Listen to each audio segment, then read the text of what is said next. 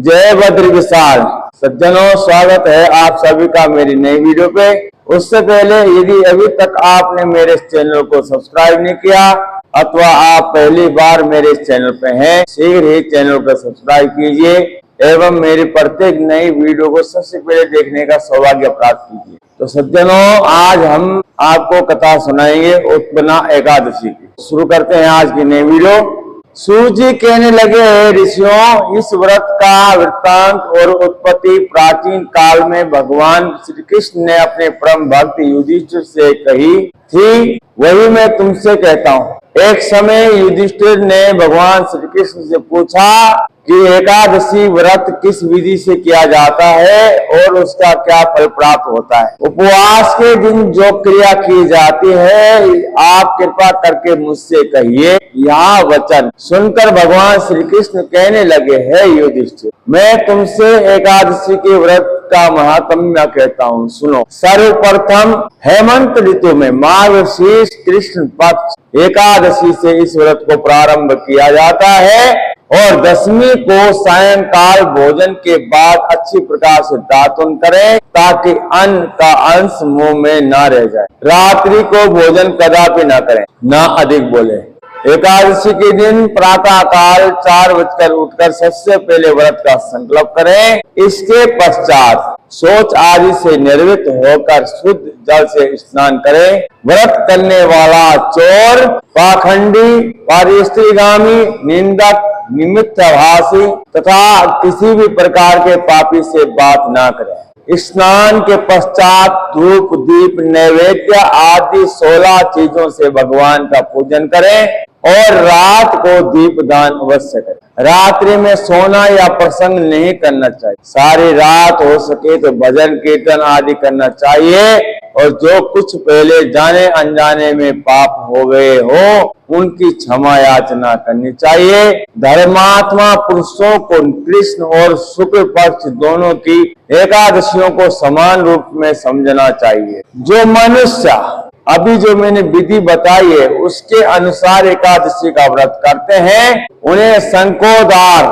तीर्थ में स्नान करके भगवान के दर्शन करने से जो फल प्राप्त होता है वहाँ एकादशी के 16वें भाग के समान भी नहीं है। वितिपात के दिन दान देने का लाख गुना फल होता है। संक्रांति से 4 लाख गुना तथा सूर्य चंद्र ग्रहण में स्नान दान से जो पुण्य प्राप्त होता है वही पुण्य एकादशी के दिन व्रत करने से प्राप्त होता है। सज्जनों, अश्वमेध यज्ञ करने से 100 गुना तथा 1 लाख तपस्वियों को 60 वर्ष तक भोजन कराने से 10 गुना और 10 ब्राह्मणों अथवा 100 ब्रह्मचारियों को भोजन कराने से 1000 गुना पुण्य भूमि दान करने से प्राप्त होता है। उससे 1000 गुना पुण्य कन्यादान से प्राप्त होता है और इससे भी 10 गुना पुण्य विद्या दान करने से होता है। विद्यादान से 10 गुना पुण्य भूखे को भोजन कराने से होता है और अन्नदान के समान इस संसार में ऐसा कोई कार्य नहीं जिससे देवता और पितृ दोनों तृप्त होते हो।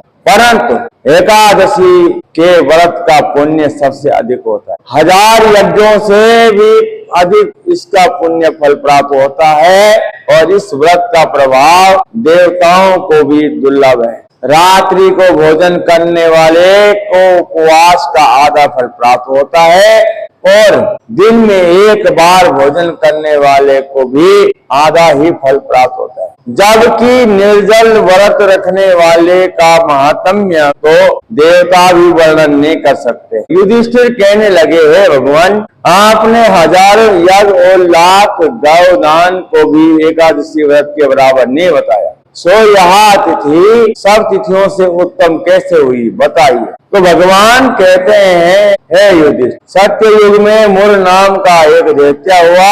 वह बड़ा बलवान और भयानक और उत्पाती था। उस प्रचंड दैत्य ने इंद्र, आदित्य, वसु, वायु, अग्नि आदि सभी देवी देवताओं को पराजित करके भगा दिया। सब देवता मृत्यु लोक में फिर रहे। तब भगवान शिव ने कहा, हे देवताओं, तीनों लोगों के स्वामी, भक्तों के दुखों का नाश करने वाले भगवान विष्णु की शरण में चले जाओ, वह ही तुम्हारे दुखों को दूर कर सकते। शिव जी के ऐसे वचन सुनकर सभी देव देवता क्षीर सागर में पहुंचे। वहां भगवान को शयन करते हुए देखकर हाथ जोड़कर उनकी स्तुति करने लगे। देवताओं द्वारा स्तुति करने योग्य प्रभु, आपको बारंबार नमस्कार है। देवताओं की रक्षा करने वाले मधुसूदन, आपको नमस्कार है। आप हमारी रक्षा करें। दैत्य से भयभीत होकर हम सब आपकी शरण में आए। आप इस संसार के कर्ता, माता पिता, उत्पत्ति और पालन करता और संहार करने वाले हैं। सबको शांति प्रदान करने वाले हैं। आकाश और पाताल भी आप ही है। सबके पितामह ब्रह्मा, सूर्य, चंद्र, अग्नि, सामग्री, होम, आहुति, मंत्र, तंत्र, जप, यजमान, यज्ञ, कर्म, कर्ता, भोक्ता भी आप ही है। आप सर्वव्यापक हैं और आपके सिवा इन लोगों में चर तथा अचर कुछ भी नहीं है।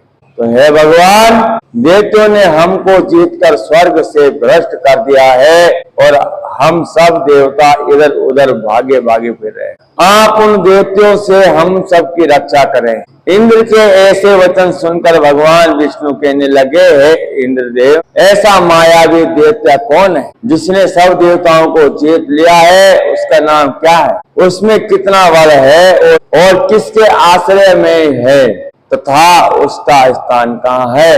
यह सब मुझसे यथा बताइए। तो भगवान के ऐसे वचन सुनकर इंद्र बोले, भगवान, प्राचीन काल में एक नारी जग नामक राक्षस था। उसके महापराक्रमी और लोक विख्यात मुर नामक एक पुत्र हुआ। उसकी चंद्रावती नाम की नगरी है और उसी ने सब देवताओं को स्वर्ग से निकाल दिया। वहाँ अपना अधिकार जमा लिया है। उसने इंद्र, अग्नि, वरुण, यम, वायु, ईश, चंद्रमा, नैऋत्य आदि सबके स्थान पर अपना अधिकार स्थापित कर लिया। सूर्य बनकर स्वयं ही प्रकाश करता है, स्वयं ही मेघ बनकर बरसता है। असुर निकंदन उस दुष्ट को मारकर देवताओं को अजय बनाइए। यह वचन सुनकर भगवान ने कहा, हे देवताओं, मैं शीघ्र ही उसका संहार करूंगा। तुम चंद्रावती नगर को जाओ। और इस प्रकार कहकर भगवान सहित सभी देवताओं ने चंद्रावती नगरी की ओर प्रस्थान किया। और उस समय दैत्य मुर सेना सहित युद्ध भूमि में गरज रहा था। उसकी भयानक गर्जना सुनकर सभी देवता भय के मारे चारों दिशाओं में भागने लगे। जब स्वयं भगवान रणभूमि में आए तो दैत्य उन पर भी अस्त्र शस्त्र आयुध लेकर दौड़े।